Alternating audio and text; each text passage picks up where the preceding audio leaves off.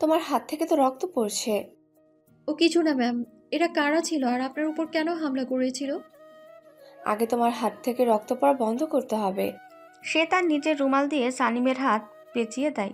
তারপর আবার বলে, জানি না হঠাৎ কি থেকে কি হলো বুঝতে পারলাম না, কিন্তু তুমি না আসলে আমার কি যে হতো আল্লাহই ভালো জানে।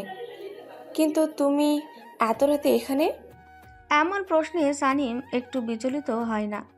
মুচকি হেসে বলে, আমি তো প্রতি রাতেই বাইক নিয়ে বের হই। ব্যাংককের সুকম্বিত রাস্তাটি ব্যাংককের অন্যতম দীর্ঘ রাস্তা। বলতে পারেন আমার প্রিয় একটা জায়গা এটা। তোমাকে দেখে মনে হচ্ছে তুমি বাংলাদেশি।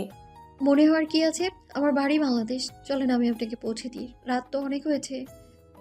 হুম, চলো। আপনার গার্ডদের বলুন এদের দুজনকে নিয়ে যেতে। মনে হয় সেন্সলেস হয়ে গেছে। সানিমের কথায় মাথা নাড়িয়ে হুম বলে কাউকে ফোন করে আসতে বলে। লোকেশনটাও পাঠিয়ে দেয় রেহানা পারভিন। তার ছেলে সুকুম্বিট এলাকায় থাকে, সানিম থাকে সিলম এলাকায়। চুলালগড় বিশ্ববিদ্যালয়ে পড়াশোনা করছে সানিম। এটি সিলম এলাকার কাছাকাছি অবস্থিত। চুলালঙ্কন বিশ্ববিদ্যালয় থাইল্যান্ডের সবচেয়ে প্রাচীন এবং মর্যাদাপূর্ণ বিশ্ববিদ্যালয়গুলির মধ্যে একটি। এখানে বিজনেস অ্যাডমিনিস্ট্রেশন এবং মাস্টার অফ বিজনেস অ্যাডমিনিস্ট্রেশন সহ বিভিন্ন বিজনেস প্রোগ্রাম রয়েছে। ব্যাংককের ধনী এলাকাগুলোর মধ্যে লুমফ্রানির সিলম এবং সুকুম্মিত উল্লেখযোগ্য। এই এলাকাগুলোতে বিলাসবহুল অ্যাপার্টমেন্ট, আন্তর্জাতিক মানের হোটেল এবং উন্নত জীবনযাত্রার জন্য প্রয়োজনীয় সকল সুবিধা বিদ্যমান। লুমফ্রানি এই এলাকাটি ব্যাংককের কেন্দ্রস্থলে অবস্থিত এবং এর চারপাশে রয়েছে লুমফ্রানি পার্ক, যা একটি জনপ্রিয় স্থান। এখানে আধুনিক স্থাপত্য শৈলীর উঁচু ভবন এবং বিলাসবহুল অ্যাপার্টমেন্ট দেখতে পাওয়া যায়। শিলং এটি ব্যাংককের একটি প্রধান বাণিজ্যিক এলাকা এবং এখানে অনেক ব্যাংক, কর্পোরেট অফিস এবং শপিং মল অবস্থিত। এলাকার জীবনযাত্রা বেশ আধুনিক এবং উন্নত। সুকুম্মিত সুকুম্মিত রাস্তাটি ব্যাংককের অন্যতম দীর্ঘ রাস্তা এবং এর আশেপাশে অনেক আধুনিক জীবনযাত্রার স্থান রয়েছে।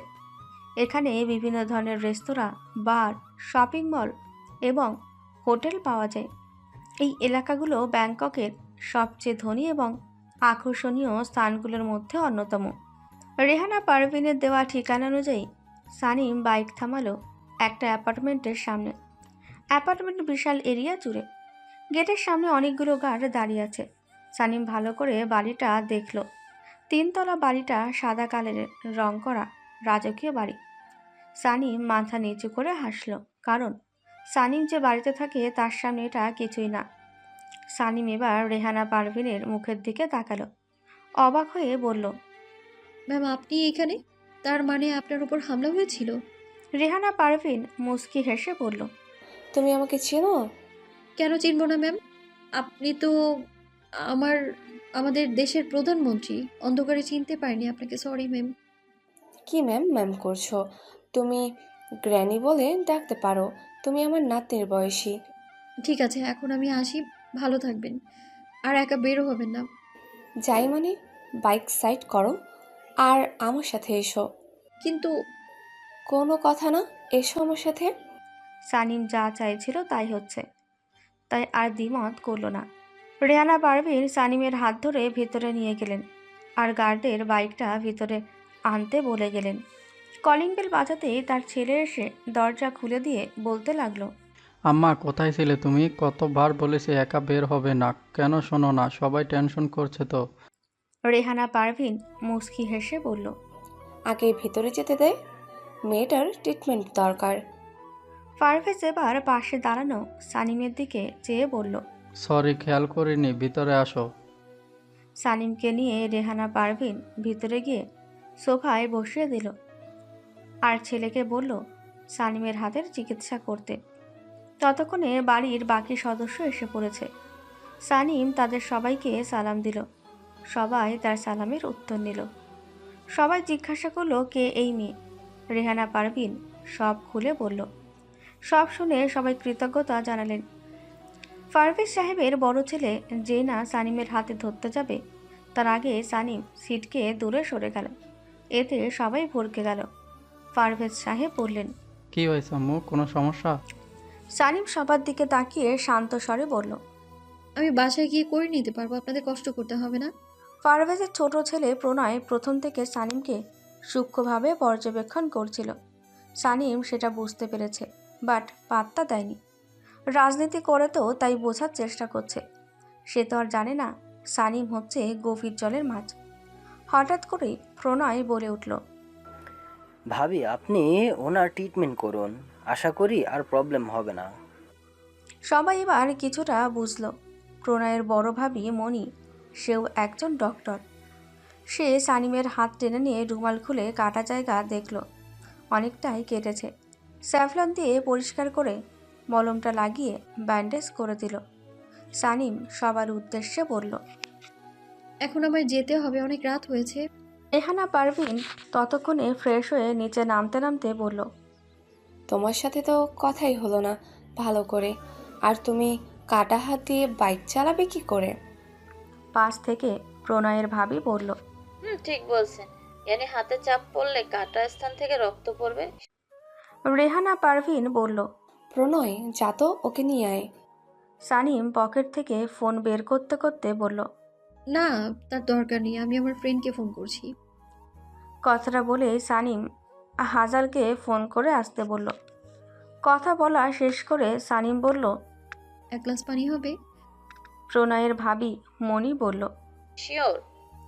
কথাটা বলেই উনি পানি আনতে চলে গেল।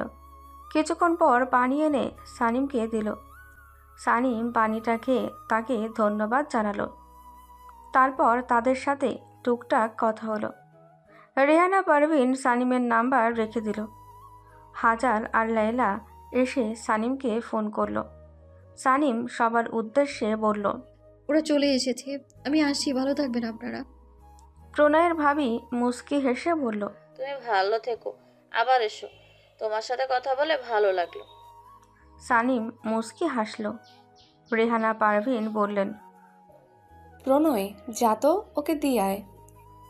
সানিম সবার থেকে বিদায় নিয়ে চলে গেল। গেট পর্যন্ত প্রণয় গেল। হাজার লায়লা বাইক নিয়ে দাঁড়িয়ে আছে। প্রণয় ভেবেছিল হয়তো কোনো ছেলে ফ্রেন্ড আসবে, কিন্তু না, তার ভাবনা ভুল ছিল। হঠাৎ প্রণয় খেয়াল করলো সানিমের বাইকের দিকে। প্রণয় চমকে গেল। ফোন বের করে গুগল সার্চ দিয়ে যা দেখল তাতে ওর হুঁশ উড়ে গেল। কনফেডারেটেড B120 ওয়ারেস্ট বাইকটি শৈল্পিক ডিজাইনের কারণে খুব অল্প সময়ে জনপ্রিয় হয়ে উঠেছে। শৈল্পিক ডিজাইনের কারণে বাইকটি ইতিমধ্যে অনেক পুরস্কার জিতে নিয়েছে। বাইকটির ফ্রেম কার্বন ফাইবার ও এয়ার ক্রাফটের অ্যালুমিনিয়াম দিয়ে তৈরি। এর দুটি স্পেন্ডার আপনাকে অনেক দ্রুত গতিতে চালাতে সাহায্য করবে। এর আন্তর্জাতিক বাজারে মূল্য $1,10,000 যদি বাংলা টাকায় হিসেব করা যায় তাহলে এর মূল্য আসে 92,23,000 টাকার মতো। তবে এই বাইকটি কিনতে হলে আপনাকে প্রচুর অর্থের মালিক হতে হবে। প্রণয়ের মাথা পুরাই ঘুরে উঠল। কি বলবে বুঝতে পারছে না। হাজাল যে বাইক নিয়ে এসেছে সেটাও 1 কোটির মতো হবে। এই বাইকগুলো ছিল মাফিয়া কুইন ইজাবেলার প্রিয় বাইক। বাইকের প্রতি তার অন্যরকম নেশা ছিল, তাই যখন যে বাইকটা মার্কেটে আসতো সে আগে কিনতো। ইজাবেলা বেঁচে থাকতে অনেকবার বাইক চালিয়েছে সানিম। ইজাবেলার মতো সানিমের বাইকের প্রতি মারাত্মক নেশা আছে। আর এখন তো সে নেই, তার সব কিছু সানিমকে দিয়ে গেছে। মানুষ এত টাকা করে, টাকার জন্য মানুষকে খুন করে, কিন্তু এটা ভাবে না মরে গেলে কিছুই সাথে যাবে না, সব কিছুই পড়ে থাকবে। প্রণয়কে বাই বলে চলে যায় সানিম, কিন্তু বেচারা প্রণয় এখনও শকড হয়ে আছে। রেহানা পারভিন নিজের রুমের বারান্দা থেকে প্রণয়কে ডাক দিল। এতে প্রণয়ের হুঁশে ফিরল। সে তাড়াতাড়ি করে উপরে রেহানা পারভিনের কাছে গেল। গ্রেনি, আমার মনে হচ্ছে এই মেয়েটা সাধারণ কেউ না। রেহানা পারভিন অবাক হয়ে বলল। কেন? প্রণয় সব বলল। রেহানা পারভিনও অবাক হলো, একটু ভেবে বলল, বাইকটা আমার কাছে অদ্ভুত লাগছে, কারণ বসার সিট একটা, তাই তো দুজনে হেঁটে এসছি। আমার মনে হয় এর সাথে তোমার কথা বলা উচিত। আমি যা ধারণা করছি তা যদি হয় তাহলে আমাদের লাভ। রাজনীতির ময়দানে আমাদের জায়গা কেউ নিতে পারবে না। সব সময় লয়াল থাকা যায় না। আমার শত্রুর অভাব নেই। ঠিক আছে, আমি দেখছি, তুই ঘুমা। এইভাবেই সানিম তাদের সাথে সখ্যতা করে এবং ভালো সম্পর্ক গড়ে তোলে। সানিম যা চেয়েছিল তাই পেয়েছে। তারা ভেবেছে সানিমকে তারা ব্যবহার করছে, কিন্তু তারা জানে না সানিম তাদের ব্যবহার করে তার কাজ হাসিল করেছে। রাজনীতি হলো চালাক আর বুদ্ধিমানের খেলা। দীর্ঘ এই খেলায় যে যত বেশি বুদ্ধিমান সেই টিকে থাকতে পারবে। কিন্তু সানিম যাই করুক, নিজের স্বার্থে কখনো নিরীহ মানুষের উপর জুলুম করেনি, আর না নির্দোষ মানুষকে মেরেছে। কিন্তু জানের ব্যাপারে সানিম বেশি ওভার পজেসিভ। এই ব্যাপারে সে কাউকে ছাড় দেয় না। বর্তমান সানিম এসব ভেবে মুচকি হাসল। সানিম সবার উদ্দেশ্যে কিছু কথা বলে চেয়ারে গিয়ে বসল। তারপর আরও বেশ কিছুক্ষণ পর অনুষ্ঠান শেষ হলো। সবাই যার যার গন্তব্যে চলে গেল, আর অবশ্য এখানে প্রণয় ছিল না। সানিম নিজের প্রয়োজন ছাড়া বাইরের কাউকেই পাত্তা দেয় না।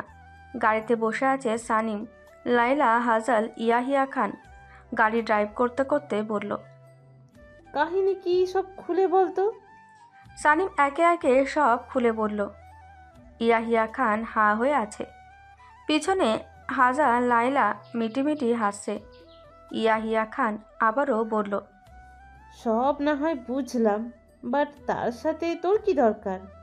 সানিম গম্ভীর হয়ে বলল। ইজাবেলার রেখে যাওয়ার রাজত্বে আমি এখন রাজত্ব করছি। সে যে 7টা দেশ নিজের দখলে নিয়ে রেখেছিল, সেই সব আমার দখলে। সে কখনো গরিব অসহায় মানুষের পেটে লাথি মারেনি। যারা অসাধু কালো টাকা ইনকাম করে তাদের থেকে লুট করে গরিব অসহায় মানুষের পাশে দাঁড়িয়েছে। এইসব কাজে এই 7টা দেশের সরকার তাকে হেল্প করেছে। তাদের সাথে ইজাবেলার খুব ভালো একটা সম্পর্ক ছিল। সন্ত্রাসী চাঁদাবাজি ছিল না, সাধারণ মানুষ সুন্দরভাবে জীবনযাপন করতে পারত। ইজাবেলাকে তারা খুব ভালোবাসে। আমি শুধু তার দেখানো পথে হাঁটছি। তাই আমি চিন্তা করলাম বেকারত্ব কমাতে পারলে চাঁদাবাজি সন্ত্রাসীও কমবে। তার জন্য আমার কোম্পানিতে বেকার, ডিভোর্সি, বিধবা, গরিব অসহায় মানুষের চাকরির ব্যবস্থা করে দিয়েছি, যাতে তারা ভালোভাবে খেয়ে পড়ে বাঁচতে পারে। তার জন্য আমাদের দেশের সরকারের সাথে সখ্যতাটা প্রয়োজন ছিল, আর আমি সেটাও করে নিলাম। সবাইকে তো আর চাকরি দেওয়া সম্ভব না। যারা কালো বিজনেসের সাথে জড়িত তাদের এই পৃথিবী থেকেই সরিয়ে দিই, আর তাদের সব টাকা পয়সা গরিব অসহায় মানুষ পেয়ে যায়। আমি এই কাজটা গোপনীয়তার সাথে করি, আমার নাম যেন না উঠে আসে সেই দিকেও খেয়াল রাখি। ইয়াহিয়া খান চুপ, কোনো কথাই বলছে না। কী বা বলবে? সানিমকে যত দেখছে তত অবাক হচ্ছে। এত এত কিছু থাকার পরে অহংকার জিনিসটা মনে জায়গা দেয়নি। টাকা থাকলে মানুষের অহংকার নাকি বেড়ে যায়, এটা সবার ক্ষেত্রে সত্যি না। আর এমন তো না যে সানিমের বাপদাদার কিছু ছিল না। তার বাপ চাচারা এক একজন নামি দামি মানুষ। 7টার দিকে বাড়ি ফিরে আসে সানিম আর ইয়াহিয়া খান। লাইলা, হাজাল বাড়ি চলে গেছে। কাল থেকে শপিং শুরু। ওরা দুজনে কাল চলে আসবে এই বাড়িতে। সানিম তাদের কাল আসতে বলেছে, কারণ হাতে সময় কম। বাইরে থেকে এসে জান দুপুরে না খেয়ে ঘুমিয়েছিল। উঠেছে মাগরিবের আজানের সময়। নামাজ পড়ে নিচে সবার সাথে নাস্তা করে সোফায় বসে ওয়েট করছিল সানিম কখন আসবে। বারবার দরজার দিকে তাকাচ্ছিল। জান্নাত বেগম তো ছেলেকে নজরে রাখছে, তাই তার চোখেও পড়েছে, কিন্তু কিছু বলেনি। জান্নাত বেগম তেমন কারোর সাথে কথা বলে না আগের মতো। জান্নাত বেগম এটাও লক্ষ্য করেছে সানিম তাকে এড়িয়ে চলে, আগের মতো কথা বলে না। কিন্তু কেন সে জানে না। সানিম আর ইয়াহিয়া খান দুজনে একসাথে ড্রয়িং রুমে পা রাখে। দেখে সবাই এখানে আছে। সানিম সবার দিকে তাকিয়ে মুচকি হেসে বলল। কি ব্যাপার, কি নিয়ে আলোচনা হচ্ছে? আসিয়া ফট করে বলে উঠল। তোমাকে নিয়ে। আমাকে নিয়ে মানে? নাজলি আপুর তো বিয়ে হয়ে যাচ্ছে, কিন্তু তুমি কবে বিয়ে করবে? আছিয়ার কথায় সানিম বাদে সবাই অবাক হলো, কারণ এমন কথা কেউ বলেনি। কে কি কিনবে তা নিয়ে কথা হচ্ছে। জানতো সানিমের মুখের দিকে তাকিয়ে আছে। সানিম শান্ত সুরে বলল, বুঝেছি, তোর বিয়ের ব্যবস্থা করতে হবে। দাঁড়া, চাচুকে বলছি। আসিয়া চিৎকার করে বলল। এই, না। সবাই হেসে ফেলল। সানিম ফ্রেশ হতে উপরে চলে গেল। ইয়াহিয়া খান আগেই চলে গেছে। সানিম ফ্রেশ হয়ে এসে সবার সাথে আড্ডা দিতে লাগলো। কিছুক্ষণ পর ইয়াহিয়া খানও আসলো। সানিম তার মাকে বলল, আম্মু, তোমার হাতে এক কাপ মালাই চা দাও না, অনেক দিন হলো খাই না। এতদিন পরে মেয়ের এমন আবদার শুনে খুশি হলেন তরুণা বেগম। ব্যতিব্যস্ত হয়ে বললেন, তুই বস, আমি নিয়ে আসছি এক্ষুনি।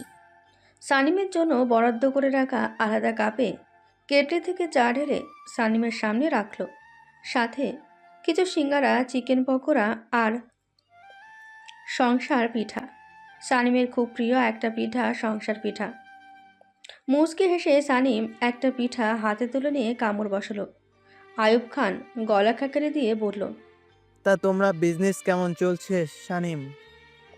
সানিম চায়ের কাপে চুমুক দিতে দিতে বলল, আলহামদুলিল্লাহ আব্বু, ভালোই যাচ্ছে।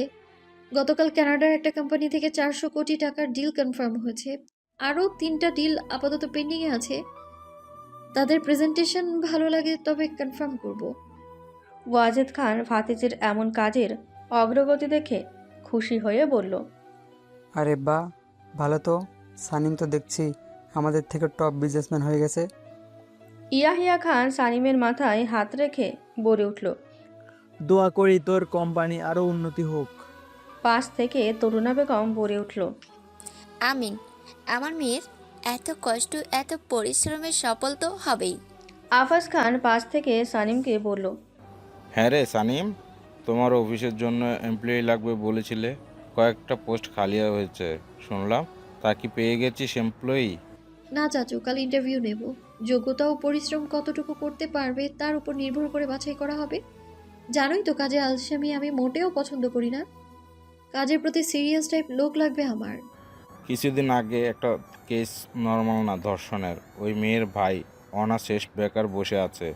আমাকে আজ বললো একটা কাজ জোগাড় করে দিতে। আমি তোমার অফিসের ঠিকানা দিছি, দেখ টিকে কিনা। টিকলে ভালো, না টিকলে কিছুই করার নেই। কাজে ফাঁকি দেওয়া মানুষ আমার কোনো কালেই পছন্দ ছিল না। যোগ্যতার পরিশ্রম অনুযায়ী কাজ পায় লোক, সে হোক গরিব বা ধনী। গরিব মানুষ খুব পরিশ্রমী হয় জানি, এখন দেখা যাক কতটুকু কি করতে পারে। হুম। দিশা সানিমকে বলে উঠল, আপু, শপিং করতে কাল কখন বের হবে? সানিম চায়ের কাপ ফ্রি টেবিলে রেখে বলল, আমার কাল অফিসে কাজ আছে, কাজ শেষ করে ফোন দিব, তারপর না হয় তোরা চলে যাস গাড়ি নিয়ে। তোরা সবাই কাল 11টার দিকে রেডি থাকিস। সবাই রাজি হয়ে গেল। হঠাৎ করেই মিনা বলে উঠল, আমাকে নিবে না তোমাদের সাথে? সবাই তাকালো মিনার দিকে। সানিম গম্ভীর মুখে বলল, কেউ কি যেতে মানা করেছে তোকে? আমি তো সবার কথাই বলছি, সবার মধ্যে কি তুই পড়িস না নাকি? মিনা চুপ হয়ে গেল, কিছুই বলল না। শেফা বেগম মুখ বাঁকালেন। সবাই টুকিটাকি কথা বললেও জান চুপ করেছিল, কোনো কথাই বলেনি। তরুণা বেগম বলল, আমি খাবার দিচ্ছি, তোমরা সবাই ডাইনিংয়ে এসো। তরুণা বেগম মুক্তা বেগম উঠে চলে গেল কিচেনে, সাথে জান্নাত বেগমও গেলেন। একে একে সবাই উঠে গেল। সানিম এখনও বসে ফোনে কি যেন করছে। জানও বসে আছে। হঠাৎ জান সানিমের হাত থেকে ফোন নিয়ে সজোরে আছাড় মারল। সাথে সাথেই ফোনটা ভেঙে টুকরো টুকরো হয়ে গেল। সানিম হতভম্ব হয়ে তাকিয়ে আছে। কি হলো কিছুই বুঝতে পারল না। যতক্ষণে ব্যাপারটা বুঝলো ততক্ষণে জান চলে গেছে। সানিম জানের যাওয়ার দিকে তাকিয়ে রইল কিছুক্ষণ, তারপর ফোনের দিকে তাকালো। ফোনটা কয়েক টুকরো হয়ে ছড়িয়ে ছিটিয়ে আছে। সানিম তাকিয়ে রইল কিছুক্ষণ, তারপর হাসল। ভাঙা ফোনটা উঠিয়ে নিয়ে নিল, তারপর খাবার টেবিলে গেল। সবাই থাকলেও জান নেই।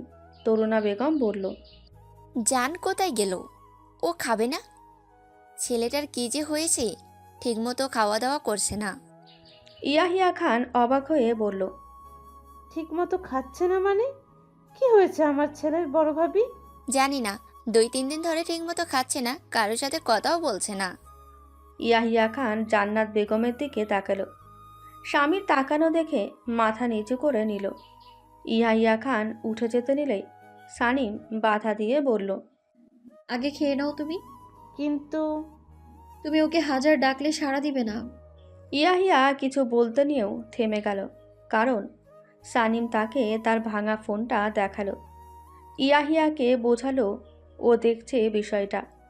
ইয়াহিয়া খানও চুপ করে গেল, আর এটাও বুঝলো জান সানিমের উপর রেগে আছে, তাই এমন করছে। সবাই চুপচাপ খেয়ে উঠে গেল। সানিমও উঠে রুমে চলে গেল। দরকারি ফাইল নিয়ে ছাদের দিকে হাঁটা ধরল। সানিম তার মিনি ফ্রিজ থেকে চিকেন বের করে পানিতে ভিজিয়ে রেখে বিরিয়ানি রান্না করতে যা লাগে সব কিছু কেটে ধুয়ে রাখলো। তারপর অফিসের ফাইল নিয়ে বসলো। কাজ করতে করতে রাত 11টা বেজে গেছে। সানিম কাজ অফ রেখে বিরিয়ানি রান্না বসিয়ে দিল। বিরিয়ানি হয়ে গেলে সানিমের অন্য ফোন দিয়ে জানকে একটা টেক্সট করলো। 2 মিনিটের মধ্যে উপরে আসবি, জাস্ট 2 মিনিট। জান ফোনে ভিডিও দেখছিল। হঠাৎ সানিমের নাম্বার থেকে টেক্সট আসায় কিছুটা অবাক হলো। ফোনে টাইম দেখলো, 11টা 45 বাজে। যতই লেগে থাকুক সানিম ডাক দিচ্ছে বলে কথা। জান আর দেরি করলো না, ছুট লাগালো ছাদের দিকে। পাসওয়ার্ড দিতেই দরজা খুলে গেল। সানিম জানকে আসতে দেখে জানের আড়ালে মুচকি হাসি দিল। মুখটা গম্ভীর করে জানকে বলল, বস এখানে। জান চুপ করে বসে পড়ল, মাথা নিচু করে রেখেছে, কোনো কথাই বলছে না। সানিম জিজ্ঞাসা করলো, ঠিক মতো খাচ্ছিস না কেন, কি হয়েছে? জান অসহায় মুখ করে তাকালো সানিমের দিকে। সানিম দেখলো জানের চোখ কেমন টলমল করছে। সানিমের মনে হচ্ছে তার সামনে কোনো বাচ্চা বসে আছে, কিছু বললেই কেঁদে ফেলবে। সানিম আবারও প্রশ্ন করলো, কিরে চুপ করে আছিস কেন, উত্তর দে। জান এবার ঠোঁট উল্টিয়ে বাচ্চাদের মতো কান্না করে দিল। তা দেখে সানিম দীর্ঘশ্বাস ছাড়ল। এটা নতুন না।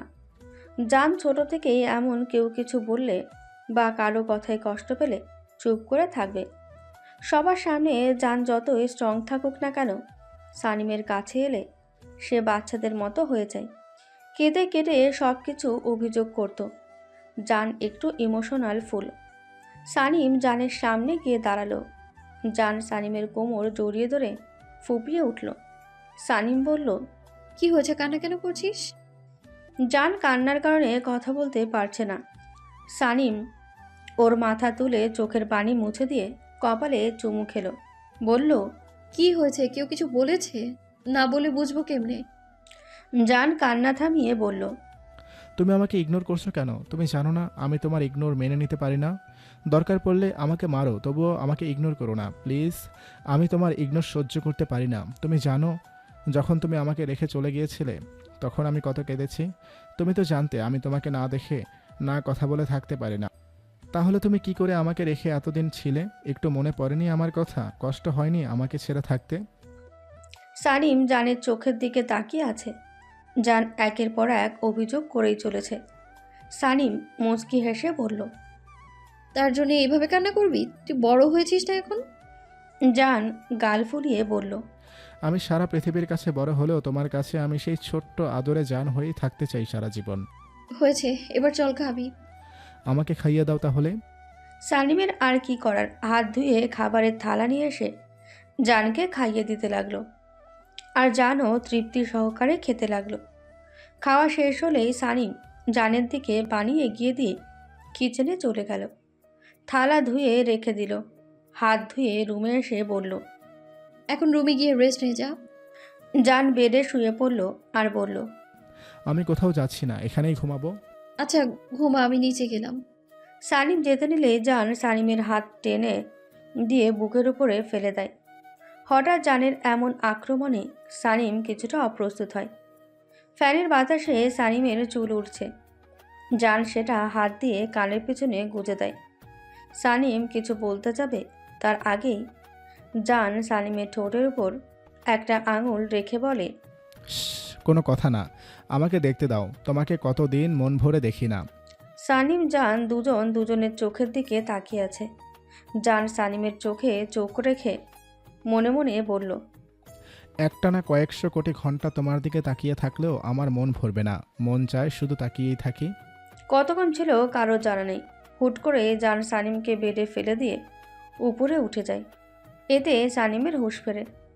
সানিম কিছু বলার আগে জান ঠোঁট দুটো দখলে নিয়ে নেয়। সানিম চেষ্টা করেও পারে না ছাড়াতে, একসময় হাল ছেড়ে দেয়। 5 মিনিট পর জান নিজেই সানিমের ঠোঁট ছেড়ে গলায় আগের দেওয়া কামড়ের জায়গায় জোরে কামড় দিয়ে উঠে চলে যেতে নিয়েই পেছন ঘুরে বলে, আমার সাথে তেরামি করে লাভ নাই, আমি ট্রেনিং প্রাপ্ত উন্নত জাতের ঘাড়তেরা। এরপরে আমাকে ইগনোর করলে তখন বুঝবা। মনে রেখো, আমিও খান বংশের ছেলে। তুমি যদি ঘাড়তেরা হও, আমি ডাবল ঘাড়তেরা। তুমি বনো ওল হলে আমি বাঘা তেঁতুল। Good night Sunshine. জানা দাঁড়ালো না, চলে গেল। সানিম উপরের দিকে তাকিয়ে থেকে মনে মনে বলল, যাকে একবার মন থেকে ভালোবাসা যায় তাকে সহজে পাওয়া যায় না, এটাই বাস্তব। আমার আর তোর এক হওয়াটা এত সহজ হবে না। সামনে কি অপেক্ষা করছে তা আমি নিজেও জানি না। এইটুকু জানি ভয়ঙ্কর কিছু হতে চলেছে। কথাগুলো বলে সানিম দীর্ঘশ্বাস ছাড়ল। জান নিজের রুমে গিয়ে দরজা আটকে দিয়ে বেডে শুয়ে পড়ল। দেখা যাক সামনে কি অপেক্ষা করছে তাদের জন্য। অন্যদিকে হায়দার হাতে গিটার নিয়ে বারান্দায় বসে আছে। বারবার সানিমের মুখটা চোখের সামনে ভেসে উঠছে। এক মুঠো স্বপ্ন সে হাত বাড়িয়েছিলাম, জীবন ছিল বড় বিমল, শুরু হারিয়েছিলাম। আলোর দিশা হয়ে তুমি এলে আমি বদলে গেলাম। কত রাত জাগা, কত দিন গোনা সেই নতুন ভোরের আশায়।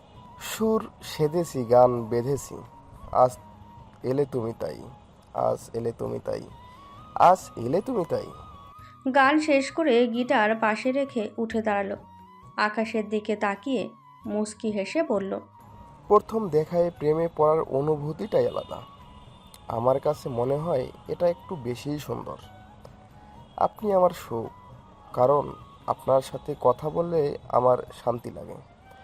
আপনার একটা ছবি দেখলে আমার মুখে হাসি ফোটে, তখন নিজেকে পৃথিবীর সবচেয়ে বেশি সুখী মানুষ মনে হয়। কথাগুলো শেষ হলে হায়দারের মুখে তৃপ্তির হাসি ফুটে উঠল। ইস, হায়দার যদি জানতো তার ভালোবাসা কখনো পূর্ণতা পাবে না, তাহলে হয়তো এই আগুনে ঝাঁপ দিত না। মানুষ বড়ই অদ্ভুত, নিষিদ্ধ জিনিসের প্রতি তাদের আগ্রহ বেশি। রাত 2টা, সানিমের চোখে ঘুম নেই, কারণ বেশ কিছুদিন হলো শত্রুপক্ষ চুপ করে আছে। কখন কোন দিক দিয়ে হামলা করবে কেউ জানে না। সকালবেলা সানিমের তাড়া থাকায় সানিম না খেয়ে বেরিয়ে গেছে। অফিসে জরুরি মিটিং আছে আজ। সানিম অফিসে ঢুকে তার পিএ তন্ময়কে ডাক দেয়। তন্ময় আসলেই সানিম বলে, ফাইল রেডি তো? তন্ময় একটু চুপ থেকেই বলে, জি ম্যাম, রেডি। ওকে নিয়ে এসো। তন্ময় রুম থেকে বের হয়ে যায়। অনেকক্ষণ হয়ে গেল তন্ময় ফাইল নিয়ে আসছে না। সানিম রেগে রুম থেকে বের হয়ে যায়। সানিম তন্ময়ের ডেস্কে গিয়ে দেখে তন্ময় ফাইলটা কেবল রেডি করছে। এটা দেখে সানিম রেগে ফায়ার হয়ে যায়। তবুও নিজের রাগকে কন্ট্রোল করে গম্ভীর শান্ত সুরে বলে, কি করছো তুমি, আর ফাইল কই? তন্ময় কারো গম্ভীর শান্ত সুর শুনে চমকে সামনে তাকিয়ে দেখে সানিম দাঁড়িয়ে আছে। তন্ময়ের আত্মা কেঁপে ওঠে। সানিমের চোখ দুটো কেমন লাল হয়ে আছে। সানিমের শান্ত দৃষ্টি তন্ময়ের ভিতর কাঁপিয়ে দিয়েছে। তন্ময় বসা থেকে দাঁড়িয়ে যায়। ভয়ে তন্ময়ের শরীর মৃদু কাঁপছে। সানিম আবারও জিজ্ঞাসা করে, ফাইল কই? কাঁপা গলায় তন্ময় বলল, ফাইল রেডি হয়নি ম্যাম। সানিম এবার নিজের রাগকে কন্ট্রোল করতে পারল না, চিৎকার করে বলল, 10 মিনিটের মধ্যে আমার টেবিলে ফাইল রেডি চাই। PPT, soft copy, everything within 10 minute. Got it? সানিমের চিৎকার শুনে অফিসের সবাই ভয়ে কেঁপে উঠেছে। তন্ময় ভয় প্লাস অবাক হয়ে বলল, 10 মিনিটের মধ্যে কি করে? নিজেই তো বললে ফাইল রেডি আছে, দিতে অসুবিধা কোথায়? না মানে ma'am. It's my order Tanmoy. Tanmoy আর কিছু বলতে পারল না। সানিম আবারও বলল, চাকরি বাঁচাতে চাইলে 10 মিনিটের মধ্যে ফাইলটা আমার টেবিলে চাই। কথাটা বলে সানিম দেরি করেনি, নিজের রুমে চলে গেছে। 10টায় মিটিং আছে। মিটিংটা কাল হওয়ার কথা ছিল। হুট করেই তারা জানিয়েছে তারা আজ মিটিং করবে। সানিম আরও 2 দিন আগে তন্ময়কে ফাইল রেডি করতে বলেছে। কিন্তু তন্ময় করেনি, আলসেমি করে ফেলে রেখেছিল, যার ফল এখন পাচ্ছে। অফিসটা নীরব হয়ে আছে।